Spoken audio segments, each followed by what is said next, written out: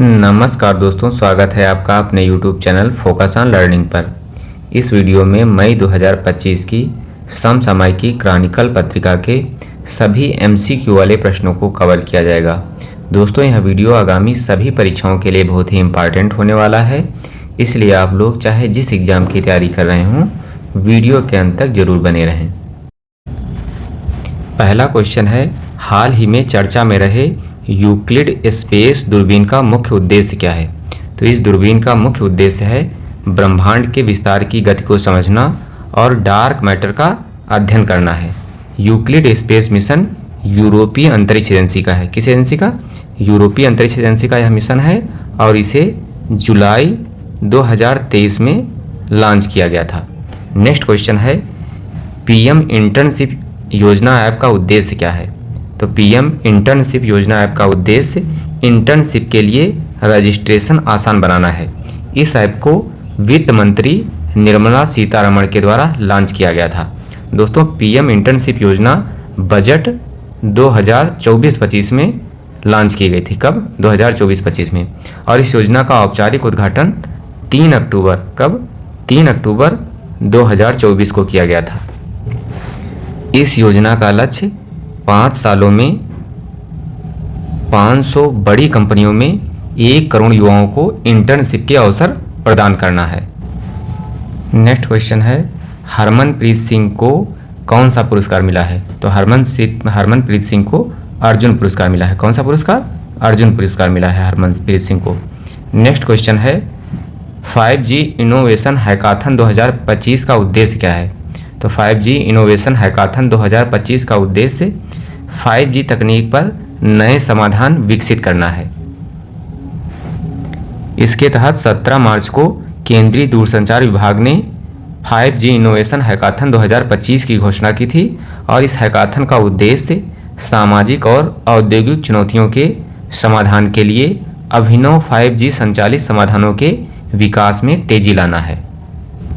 Next question है, हाल ही में वैज्ञानिकों ने लाइम रोग के जीवाणु बोरेलिया बरगडा फेरी में किस एंजाइम को इसके जीवित रहने के लिए आवश्यक पाया है?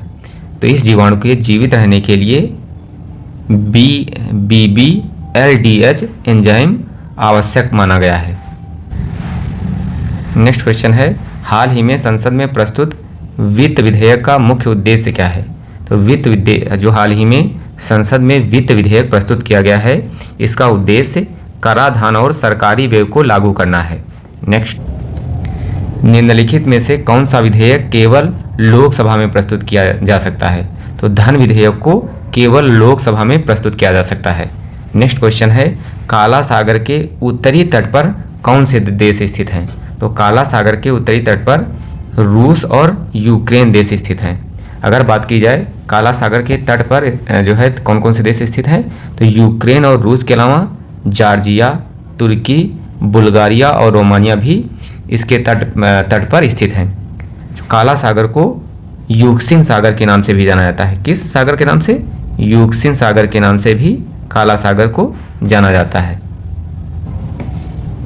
हाल ही में चर्चा में रहे सुखना वन्यजीव अभ्यारण्य कहाँ स्थित है? तो सुखना वन्यजीव अभ्यारण्य ये चंडीगढ़ में स्थित है। कहाँ पर? चंडीगढ़ में। चंडीगढ़ में अरावली रेंज के पास सुखना झील के समीप सुखना वन्यजीव अभ्यारण्य स्थित है। नेक्स्ट क्वेश्चन है, हाल ही में सूचना का अधिकार अधिनियम 2005 में संशोधन को लेकर चिंता व्यक्त की गई है। इसमें मुख्य विवाद किस धारा से संबंधित है? तो सूचना के अधिकार अधिनियम 2005 में धारा 81J में विवाद जो है उत्पन्न हो गया है। इस धारा में क्या कहा गया है? तो इस धारा के तहत ऐसी व्यक्तिगत सूचना को सार्वजनिक करने से छूट दी जाती है जो किसी सार्वजनिक गतिविधि या हित से संबंधित नहीं है। दोस्तों, इस छूट का मतलब है कि अगर आप RTI के तहत किसी व्यक्ति की निजी जानकारी मांगते हैं और उस जानकारी का जनहित से कोई संबंध नहीं है, तो जन सूचना अधिकारी उस जानकारी को देने से मना कर सकता है। यह छूट व्यक्ति की निजता की रक्षा करती है। नेक्स्ट, हाल ही में चर्चा में रहे फास्ट ट्रैक स्पेशल कोर्ट की स्थापना का मुख्य उद्देश्य क्या है?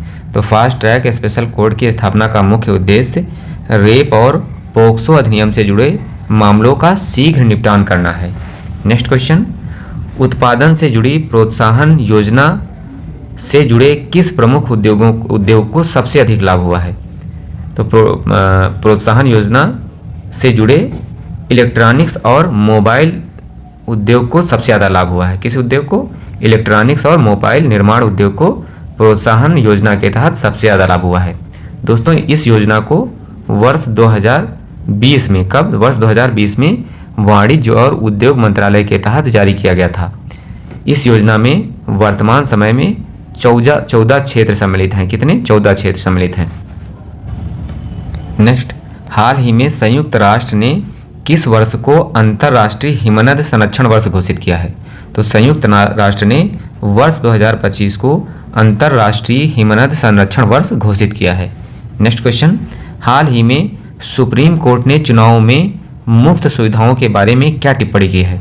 तो सुप्रीम कोर्ट ने मुफ्त सुविधाओं के बारे में टिप्पणी की है कि यह लोगों को काम करने से हतोत्साहित करता है और श्रम बल को नुकसान पहुंचाता है।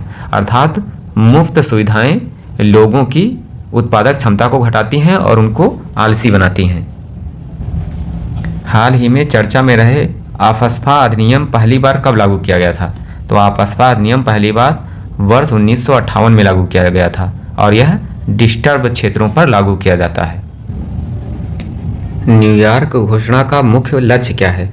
तो इस घोषणा का मुख्य लक्ष्य 2030 तक वनों की कटाई को रोकना और 350 मिलियन हेक्टेयर भूमि को पुनर्स्थापित करना है। वनों पर न्यूयॉर्क घोषणा एक स्वैच्छिक और गैर कानूनी रूप से बाध्यकारी राजनीतिक घोषणा है जो 2014 में न्यूयॉर्क में आयोजित संयुक्त राष्ट्र महासचिव के जलवायु शिखर सम्मेलन से प्रेरित होकर सरकारों, कंपनियों और नागरिक समाज के बीच बातचीत से विकसित हुई है। हाल ही में चर्चा में रहे अश्विनी राडार किसके द्वारा डिजाइन और विकसित किया गया है? तो अश्विनी राडार को रक्षा अनुसंधान एवं विकास संगठन अर्थात DRDO के द्वारा विकसित किया गया है। भारत की वायु रक्षा क्षमताओं को मजबूत करने की दिशा में एक महत्वपूर्ण कदम उठाते हुए भारत इलेक्ट्रॉनिक्स लिमिटेड, किसने? भारत इलेक्ट्रॉनिक्स लिमिटेड ने low level transportable radar Ashwini की खरीद के लिए रक्षा मंत्रालय के साथ 2,906 करोड़ रुपए का समझौता किया है। राष्ट्रीय गोकुल मिशन का मुख्य उद्देश्य क्या है? तो इस मिशन का मुख्य उद्देश्य स्वदेशी गोवंश नस्लों का विकास और संरक्षण करना है। दोस्तों, यह मिशन दिसंबर 2014 में शुरू किया गया था। कब?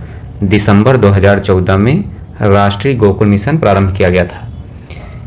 इसके तहत स्वदेशी गो जाति नस्लों के विकास और संरक्षण के लिए जो है प्रयास किए जाते हैं। नेक्स्ट क्वेश्चन है, one nation one student ID कार्यक्रम किस मंत्रालय के द्वारा शुरू किया गया है? तो one nation one student ID कार्यक्रम शिक्षा मंत्रालय के द्वारा प्रारंभ किया गया है। किसके द्वारा? शिक्षा मंत्रालय के द्वारा। इस कार्यक्रम को अपार ID के रूप में जाना जाता है और यह कार्यक्रम राष्ट्रीय शिक्षा नीति अर्थात न्यू एजुकेशन पॉलिसी 2020 के तहत शुरू किया गया था, जो छात्रों के लिए एक डिजिटल, स्थायी और एकीकृत शैक्षणिक पहचान प्रदान करता है। हाल ही में चर्चा में रहे भारतीय जीवन बीमा निगम अर्थात LIC की स्थापना किस अधिनियम के तहत हुई थी? तो LIC की स्थापना जीवन बीमा निगम अधिनियम 1956 के तहत हुई थी। नेक्स्ट क्वेश्चन है, हाल ही में चर्चा में रहे संसद भाषणी पहल किन दो संस्थाओं का संयुक्त प्रयास है? तो संसद भाषणी पहल लोकसभा सचिवालय और इलेक्ट्रॉनिक्स और सूचना प्रौद्योगिकी मंत्रालय का संयुक्त प्रयास है। इसका उद्देश्य संसदीय कार्यवाही में बहुभाषी समर्थन को बढ़ाना है, साथ ही संसदीय बहसों, दस्तावेजों और अभिलेखों को सांसदों, शोधकर्ताओं और आम जनता के लिए अधिक सुलभ बनाना है। हाल ही में चर्चा में रहे इंडो पैसिफिक ओशंस इनिशिएटिव किस देश के द्वारा शुरू की गई थी? तो इंडो पैसिफिक ओशंस इनिशिएटिव ये भारत के द्वारा शुरू गई थी। नेक्स्ट क्वेश्चन है, हाल ही में चर्चा में रहे हमार जनजाति मुख्य रूप से किस क्षेत्र में निवास करती है? तो हमार जनजाति पूर्वोत्तर भारत में निवास करती है। कहाँ पर? पूर्वोत्तर भारत में, विशेषकर मणिपुर, असम, मिजोरम, मेघालय और त्रिपुरा में निवास करती है। हमार शब्द का शाब्दिक अर्थ है उत्तर।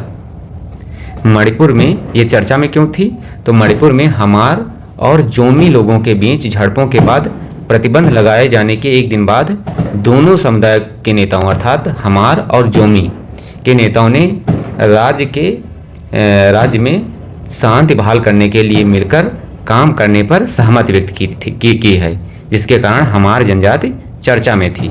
नेक्स्ट क्वेश्चन है, एक्सरसाइज सी ड्रैगन 2025 की मेजबानी किसके द्वारा की गई थी? किस देश के द्वारा की गई थी? तो एक्सरसाइज सी ड्रैगन 2025 की मेजबानी संयुक्त राज्य अमेरिका के द्वारा की गई थी। इस अभ्यास का आयोजन 4 से 19 मार्च 2025 के मध्य पश्चिमी प्रशांत महासागर में गुआम तट, कहाँ पर? गुआम तट के पास इसका आयोजन जो है किया गया था। इसमें कौन कौन से देश शामिल हैं? तो इस ऑपरेशन सी ड्रैगन में अमेरिका, भारत, जापान, ऑस्ट्रेलिया और कोरिया गणराज्य शामिल हैं। गंभीर नदी जो हाल ही में खबरों में रही, मुख्य रूप से किस राज्य में स्थित है? तो गंभीर नदी राजस्थान में स्थित है। कहाँ पर? राजस्थान में। यह चर्चा में क्यों थी? तो राजस्थान हाईकोर्ट ने गंभीर नदी के बाढ़ क्षेत्र में कथित अतिक्रमण को लेकर शीर्ष अधिकारियों से जवाब मांगा है। यह नदी घाना पक्षी अभयारण्य के लिए जल स्रोत है और इस नदी को उतंगन नदी के नाम से भी जाना जाता है। यह अरावली पहाड़ियों से निकलती है और दक्षिण से उत्तर की ओर बहते हुए उत्तर प्रदेश में यमुना नदी में मिल जाती है। किसमें? यमुना नदी में मिल जाती है। नेक्स्ट क्वेश्चन है, चैलेंजर 150 किस संगठन द्वारा समर्थित एक वैश्विक गहरे समुद्र अनुसंधान पहल है। तो चैलेंजर 150 ये यूनेस्को अर्थात संयुक्त राष्ट्र शैक्षिक, वैज्ञानिक और सांस्कृतिक संगठन के द्वारा समर्थित है। स्टॉकहोम जल पुरस्कार 2025 किसने जीता है? तो स्टॉकहोम जल पुरस्कार 2025 गुंटर ब्लोसल ने जीता है। किसने? गुंटर ब्लोसल ने जीता है। वियना प्रौद्योगिकी विश्वविद्यालय के प्रोफेसर हैं गुंटर ब्लोसल। यह पुरस्कार इन्हें बाढ़ जोखिम विश्लेषण और जलवायु परिवर्तन अनुसंधान में उनके अभूतपूर्व योगदान के लिए दिया गया है। एक यूरेशियन गोशावक एक मध्यम बड़े आकार का शिकारी पक्षी जो है हाल ही में महाराष्ट्र के किस अभयारण्य में देखा गया है? तो यूरेशियन गोशावक ये महाराष्ट्र के तानसा वन्यजीव अभयारण्य में देखा गया है। कहाँ पर? महाराष्ट्र के तानसा वन्यजीव अभयारण्य में। हाल ही में चर्चा में रहे श्रव्य एन्क्लेव किस तकनीक पर आधारित है? तो चर्चा में रहा श्रव्य एन्क्लेव अर्थात ऑडिएबल एन्क्लेव ध्वनि तरंग हेरफेर तकनीक पर आधारित है। हाल ही में चर्चा में रहे स्पेस एक्स की स्टारलिंक सेवा भारत में किन कंपनियों के साथ साझेदारी कर रही है? तो स्पेस एक्स की स्टारलिंक सेवा भारत में भारती एयरटेल और रिलायंस जियो के साथ साझेदारी कर रही है। नेक्स्ट क्वेश्चन है, हाल ही में किस कारण से भारतीय लंबी चोंच वाले गिद्धों की संख्या में भारी गिरावट आई है? तो भारतीय लंबी चोंच वाले गिद्धों की संख्या में भारी गिरावट का कारण है डाइक्लोफेनाक नामक पशु चिकित्सा दवा है। हाल ही में स्वीकृत चंद्रयान 5 मिशन किस देश के सहयोग से किया जाएगा? तो चंद्रयान 5 मिशन में जापान की जाक्सा स्पेस एजेंसी का सहयोग लिया जाएगा। इस मिशन की स्वीकृति 13 मार्च 2025 को इसरो चीफ वी नारायण के द्वारा दी गई है। इस मिशन का उद्देश्य चंद्रमा की सतह का विस्तृत खनिज और भूवैज्ञानिक अध्ययन करना है और इसमें 250 किलोग्राम वजन का रोवर उतारा जाएगा और यह चंद्रयान 3 के रोवर प्रज्ञान रोवर से 10 गुना अधिक भारी होगा। नेक्स्ट क्वेश्चन है, हाल ही में चर्चा में रहे बायर फ्रिंजेंस किस प्रकार की ऑप्टिकल घटना है? तो यह एक प्रकाश किरण का दो अलग अलग किरणों में विभाजन है। जो बायर फ्रिंजेंस है, यह प्रकाश किरण का दो अलग अलग किरणों में विभाजन है। हाल ही में आरबीआई को किस पहल के लिए सेंट्रल बैंक लंदन द्वारा डिजिटल ट्रांसफॉर्मेशन अवार्ड दिया गया है? तो आरबीआई की पहल प्रवाह और सारथी के लिए सेंट्रल बैंक लंदन के द्वारा डिजिटल ट्रांसफॉर्मेशन अवार्ड 2025 दिया गया है।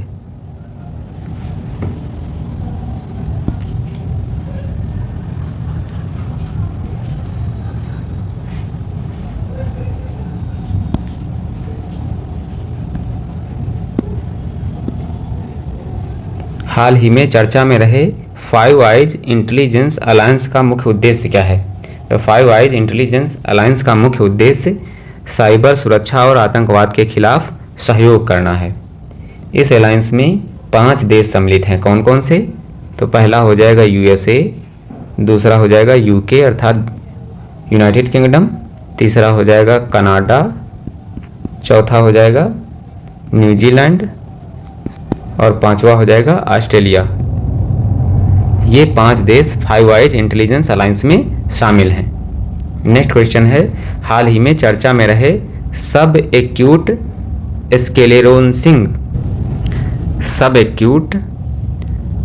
स्क्लेरोसिंग पैनएन्सेफेलाइटिस के लक्षणों में से कौन सा लक्षण सामान्यतः नहीं होता है?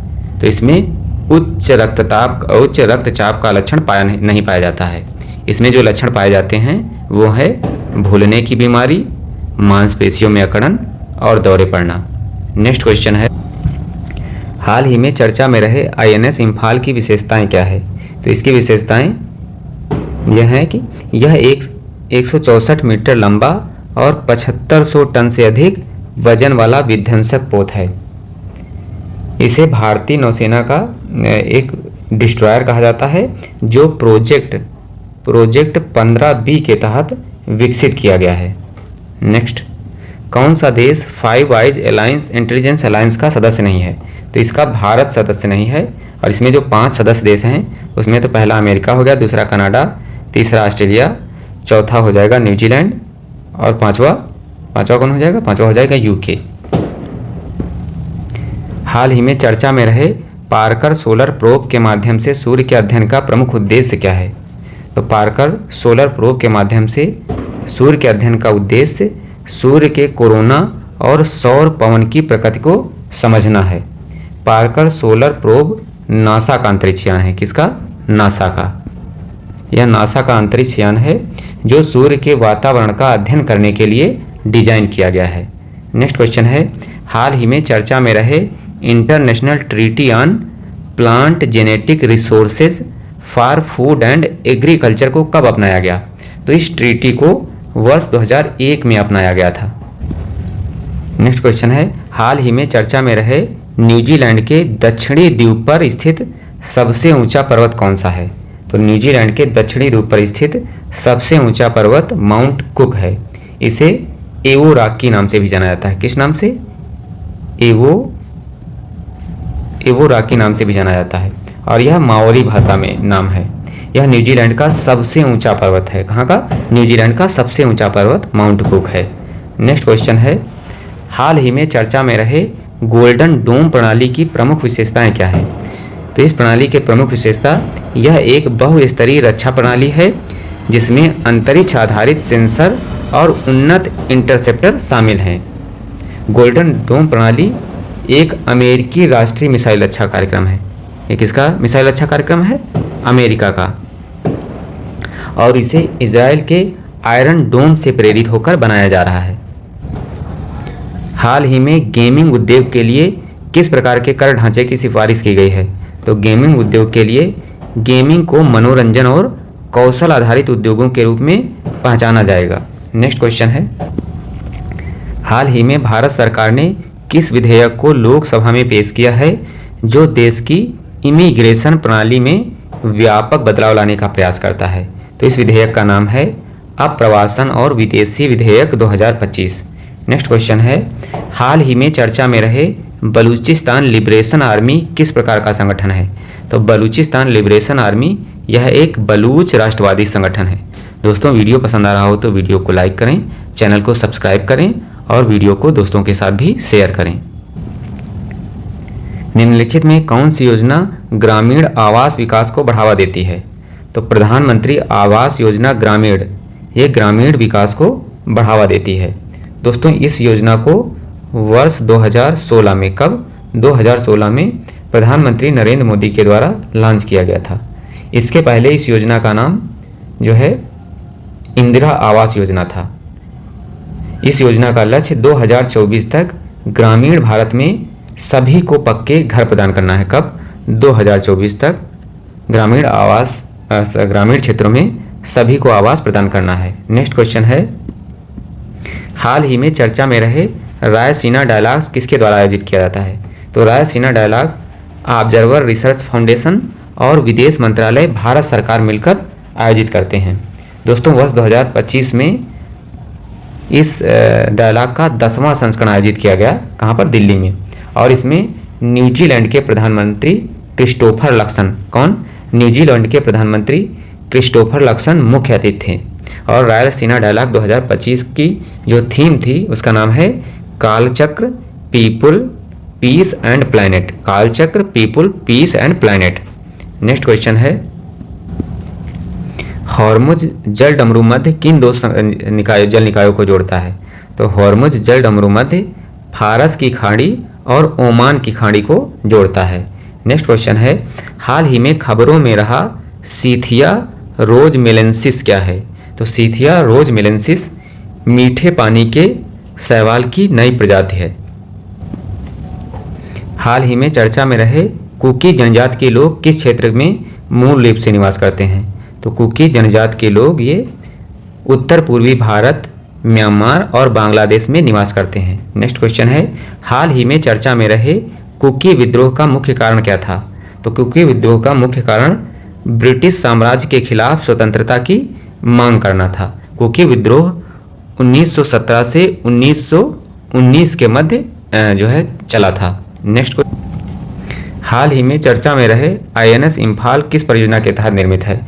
तो आईएनएस इम्फाल प्रोजेक्ट 15B के तहत निर्मित किया गया है।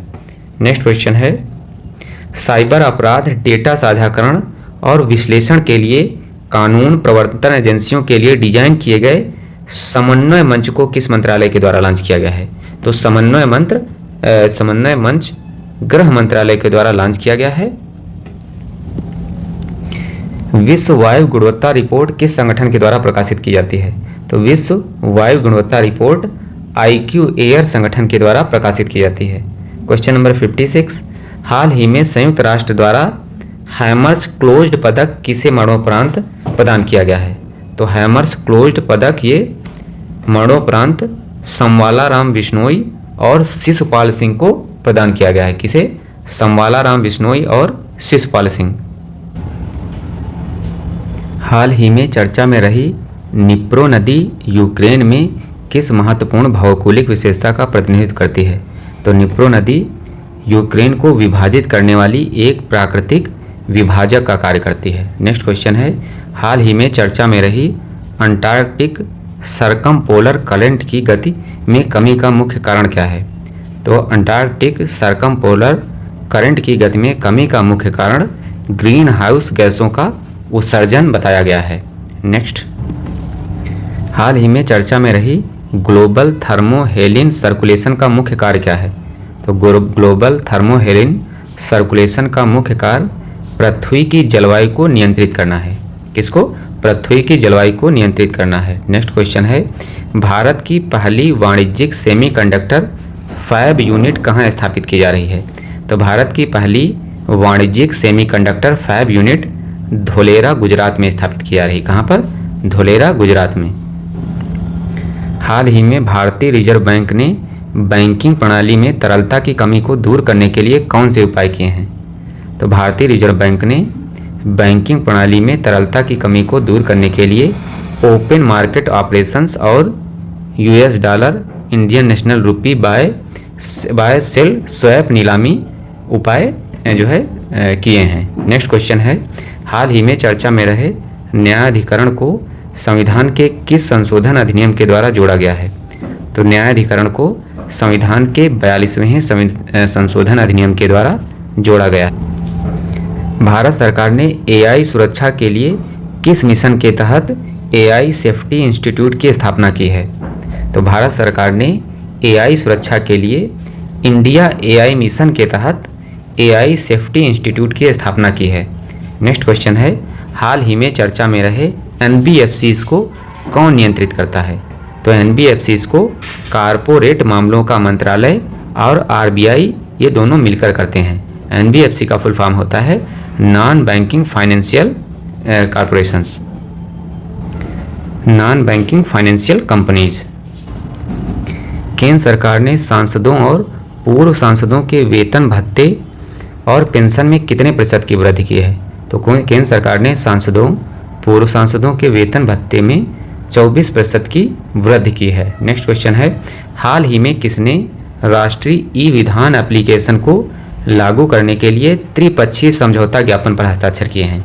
तो इस त्रिपक्षीय समझौता ज्ञापन पर संसदीय कार्य मंत्रालय, राष्ट्रीय राजधानी क्षेत्र दिल्ली सरकार और दिल्ली विधानसभा ने हस्ताक्षर किए हैं। हाल ही में भारतीय राष्ट्रीय कला एवं सांस्कृतिक विरासत न्यास का नया अध्यक्ष किसे चुना गया है? तो इसका अध्यक्ष अरुण कुमार त्रिपाठी को चुना गया है। क्वेश्चन नंबर 68, साल 2024 के लिए 59वां ज्ञानपीठ पुरस्कार किस लेखक को प्रदान किया गया है? तो 59वां ज्ञानपीठ पुरस्कार विनोद कुमार शुक्ल को प्रदान किया गया है।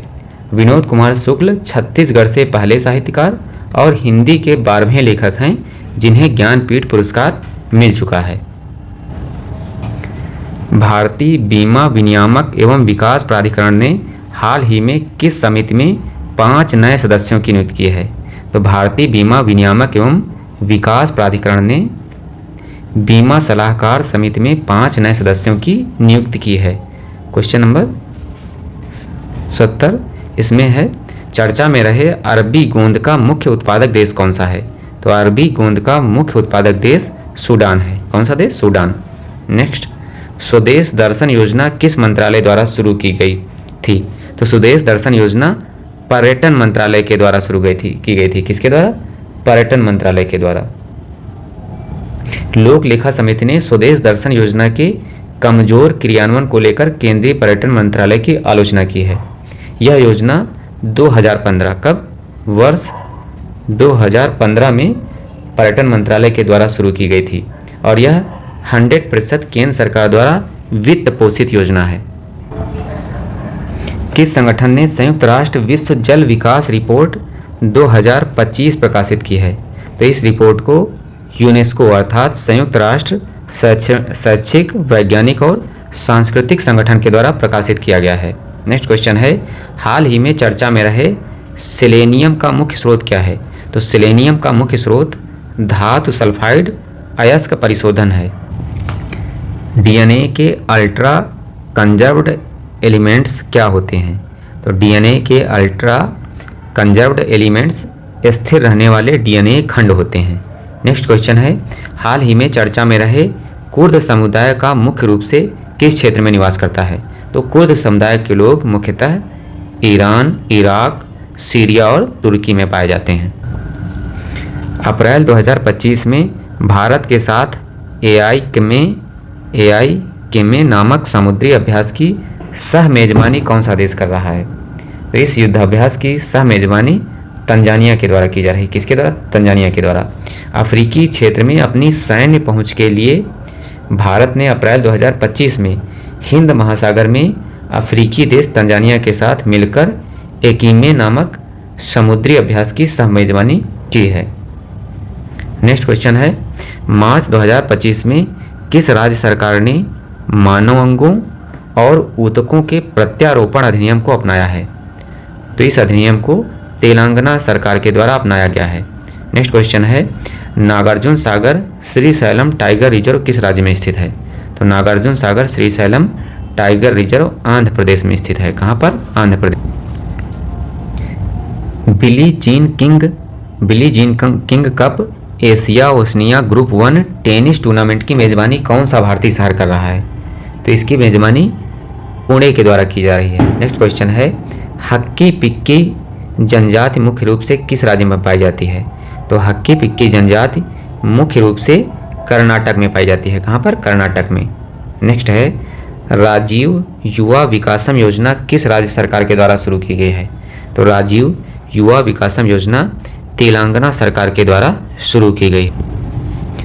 किस संगठन ने अंतरिक्ष मिशन के लिए high speed micro processor Vikram 3201 और कल्पना 3201 विकसित किए हैं? तो इन्हें इसरो अर्थात भारतीय अंतरिक्ष अनुसंधान संगठन के द्वारा विकसित किया गया है।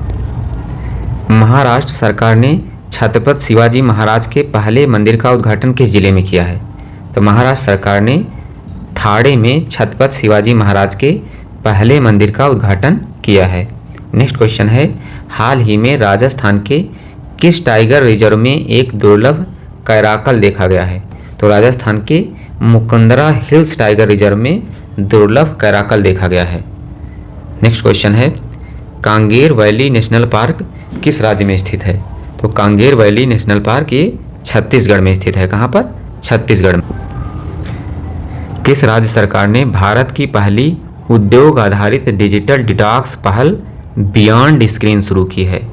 तो कर्नाटक ने भारत की पहली उद्योग आधारित डिजिटल डिटॉक्स पहल बियॉन्ड स्क्रीन शुरू की है। नेक्स्ट क्वेश्चन है, ऑल बोडो स्टूडेंट्स यूनियन का 57वां वार्षिक सम्मेलन कहाँ आयोजित किया गया है? तो ऑल बोडो स्टूडेंट्स यूनियन का 57वां वार्षिक सम्मेलन असम में आयोजित किया गया है। कहाँ पर? असम में आयोजित किया गया है। नेक्स्ट क्वेश्चन है, कौन सा राज्य सांकेतिक भाषा में विधानसभा की कार्यवाही प्रसारित करने वाला भारत का पहला राज्य बन गया है? तो पंजाब सांकेतिक भाषा में विधानसभा की कार्यवाही प्रसारित करने वाला भारत का पहला राज्य बन गया है। क्वेश्चन नंबर 89, पेंशन फंड विनियामक और विकास प्राधिकरण अर्थात PFRDA किस मंत्रालय के अधीन कार्य करता है? तो PFRDA वित्त मंत्रालय के अधीन कार्य करता है। नेक्स्ट क्वेश्चन है, सरकार ने किस राज्य में उत्तर भारत की पहली परमाणु ऊर्जा परियोजना की स्थापना की घोषणा की है? तो उत्तर भारत की पहली परमाणु ऊर्जा परियोजना हरियाणा में स्थापित करने की घोषणा की गई है। दोस्तों, वीडियो पसंद आया हो तो वीडियो को लाइक करें, कमेंट करें, चैनल को सब्सक्राइब करें। धन्यवाद।